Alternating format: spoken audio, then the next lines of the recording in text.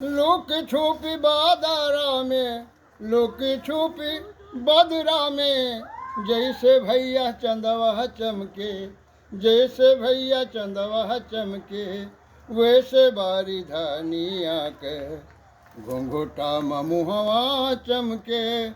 वैसे बारी धानिया के घुंघुटा मुहवा चमके, जैसे सवानावा में चमके बिजुलिया,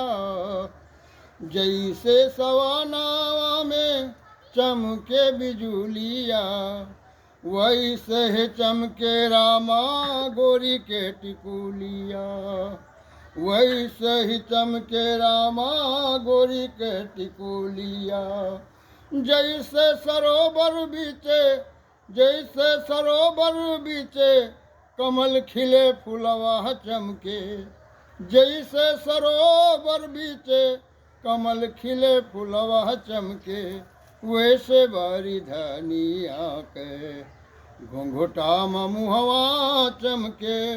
वैसे बारी धनिया के घुंघुटा मुहवा चमके, जैसे लहर मारे नदिया के पानिया,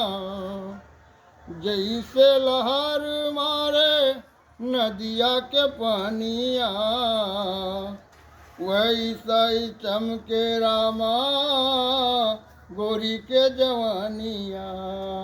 वैसा ही चमके रामा गोरी के जवानिया, सोनवा के ऐसन उनके, सोनवा के ऐसन उनके एक एक अंगवा चमके, सोनवा के ऐसन उनके एक एक अंगवा चमके, वैसे बारी धनिया के घुंघुटा मुहवा चमके, वैसे बारी धनिया के घुंघुटा मुहवा चमके,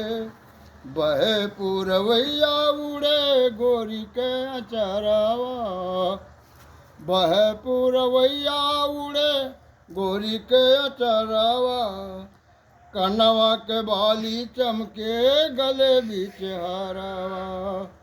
कनवा के बाली चमके गले बीच हारावा, कहीं कालिका जैसे, कहीं कालिका जैसे मलिहाबादी अमवा चमके, कहीं कालिका जैसे मलिहाबादी अमवा चमके, वैसे बारी धनिया के घुंघुटा मुहवा चमके, वैसे बारी धनिया के घुंघुटा मुहवा चमके, लुक छुप बादरा में, लुक छुप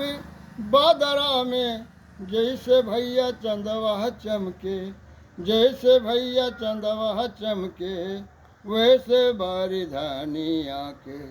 घुंघुटा मुहवा चमके, वैसे बारी धनिया के घुंघुटा में मुहवा चमके। भाइयों, वीडियो को सब्सक्राइब जरूर करें।